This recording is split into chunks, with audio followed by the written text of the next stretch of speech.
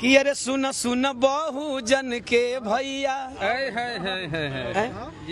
अरे सुन सुन बहु जन के भैया। यादव जी, लगी है ठेस तो आगे है ठिकाना। लगी है ठेस, आगे वाली लाइन बोली, मैं बोलता हूँ ना। लगी है ठेस तो आगे है ठोस ठिकाना, है ना। अब यादव समाज को ये बात समझ में आ जाएगी कि हमको भी है सच और गलत का पहचान कराना। यही बात कह रहे हैं दीवाना, यही बात कर रहे हैं दीवाना। माने लगी है ठेस तो होश आ गया ठिकाना। अब तुमसे पूछे तुम अपने आप को शूद्र ही बताना, शूद्र ही बताना। अरे कि पिया भैले गुलारी के हो फूल, छोड़ी गवना हरी में हरिया।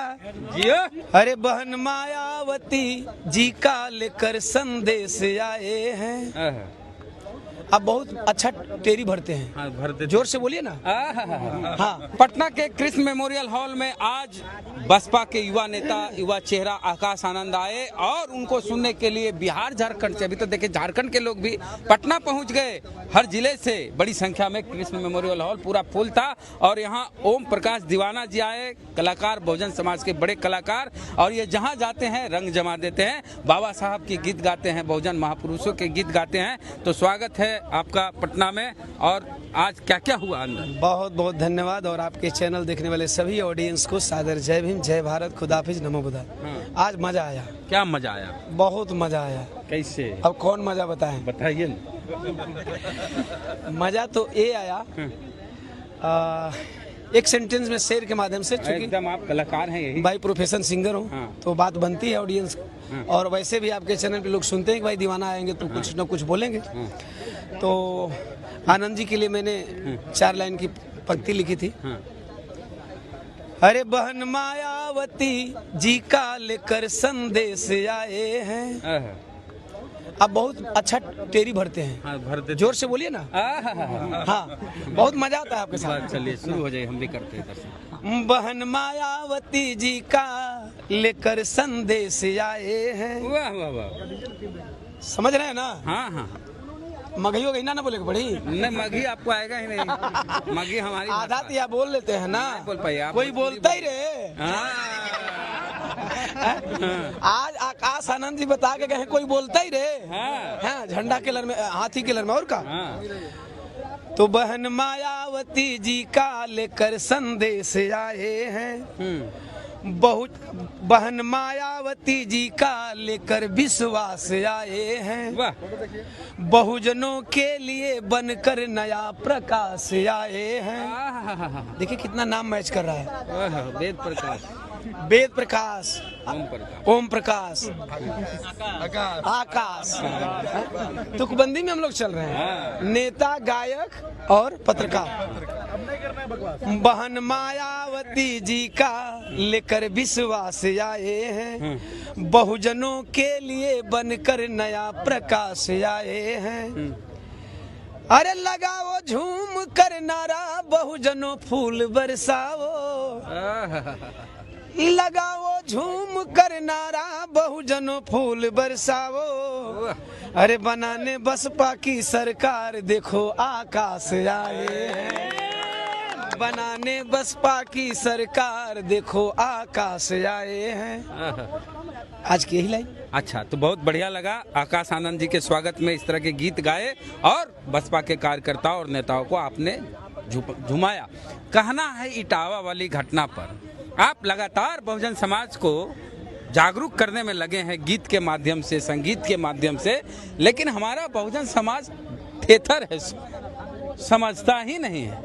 और इटावा में, उत्तर प्रदेश में 2 यादव बंधुओं के साथ क्या हुआ आप जानते हैं, कथावाचक। और उनके साथ वहाँ एक धानुक बिरादरी के दिव्यांग, जिनको नेत्रहीन कलाकार भी थे, उनके साथ भी इस तरह की घटना हुई कि ब्राह्मण समाज के लोगों ने कहा कि तुम लोग शूद्र हो, तुम यादव हो, तुम कथा कैसे कर सकते हो।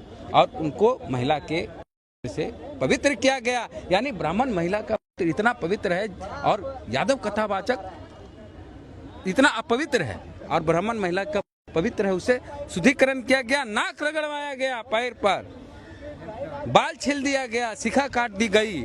इस घटना पर दीवाना जी क्या कहेंगे आप? देखिए ये बहुत ही गंभीर घटना है और बहुत ही विचारणीय, इस पे विचार करने की ज़रूरत है। और इस पे कुछ भी कहने से पहले एक लाइन में बोलना चाहूँगा, हमें तो अपनों ने लूटा गैरों में कहाँ दम। मेरी कश्ती वहाँ डूबी जहाँ पानी कम था। सच ये है कि बहुजन समाज के लोगों को जलालत झेलने की आदत सी पड़ गई है। ये अपमान केवल आज नहीं है, सदियों का है। और मैं बताना चाहूँगा कि गलती तब नहीं है कि आपको ठोकर लगे, गलती तब होती है जब ठोकर लगे फिर भी हम संभल कर चलना न सीखें। हाँ। जैसा कि एक अपने अंदाज में हो जाए। हाँ नहीं मैं बता दे रहा हूँ, अभी उस अंदाज में आऊंगा जब लिख लूंगा तब ना, शायर को टाइम चाहिए लिखने का ना। हाँ, लेकिन एक बात मैं स्पीच के माध्यम से बोल देना चाहता हूँ पूरे बहुजन समाज को कि आज़ादी से पहले बाबा साहब डॉक्टर B.R. अम्बेडकर जब बड़ौदा के महाराज के यहाँ नौकरी करने आए पहली बार और उस कार्यालय के सर्वोच्च पद पे थे, तो जब बाबा साहब नौकरी करके चले गए, अपनी ड्यूटी पूरी करके चले गए, तो हालांकि यहाँ के ब्राह्मणवादियों ने उनकी कुर्सी गेट के साइड से रखा था कि वहीं से आएंगे वहीं से चले जाएंगे। तो बाबा साहब डॉक्टर B.R. अम्बेडकर चले गए तो उनकी कुर्सी गौमूत्र से धोई गई, पवित्र किया गया। हाँ, और कार्यालय में गौमूत्र छिड़का गया। सवाल ये है, मैं ये बात क्यों कह रहा हूँ कि थोड़ा पीछे से लेकर के आ रहा हूँ कि बाबा साहब को जब लग गया कि मेरे जैसा विद्वान व्यक्ति का इस भारत में कदर नहीं है, तो उन्होंने उसी दिन से अपना पैटर्न चेंज किया और इस व्यवस्था पे उन्होंने ठोकर मारना शुरू किया। अर्थात बाबा साहब डॉक्टर B.R. अम्बेडकर को ये बात समझ में आई, बेसर इधर जान रहे, बाबा साहब डॉक्टर B.R. अम्बेडकर को ये बात समझ में आई तो उन्होंने इसके खिलाफ आंदोलन करना शुरू किया और उन्होंने भारत के अमूमन सभी वर्ग के लोगों को ये बताने का प्रयास किया। दुर्भाग्य ये है कि बहुजन समाज में खासतौर से शेड्यूल कास्ट के जिस समाज से बाबा साहब आते थे उस समाज के लोग हद तक अपने को सुधार लिए, लेकिन उसके बाद आज़ादी के बाद अभी कुछ दिन पहले की घटना है कि जब यूपी में सरकार बनती है जोगी जी की सरकार बनती है, अखिलेश जी कुर्सी से नीचे होते हैं, तो उस कुर्सी को, अर्थात अखिलेश जी भी यादव वर्ग से आते हैं, उस कुर्सी को गौमूत्र से धोया गया, शुद्धिकरण किया गया, पूरे बिल्डिंग को सीएम हाउस का शुद्धिकरण किया गया। मेरे कहने का मतलब कि बाबा साहब डॉक्टर B.R. अम्बेडकर की कुर्सी एक बार धोई गई तो उन्होंने अपने समाज को बदलने का बीड़ा उठाया और समाज को बदल लिया। और बहुजन समाज में ही वो यादव जी आते हैं, यादव समाज आता है।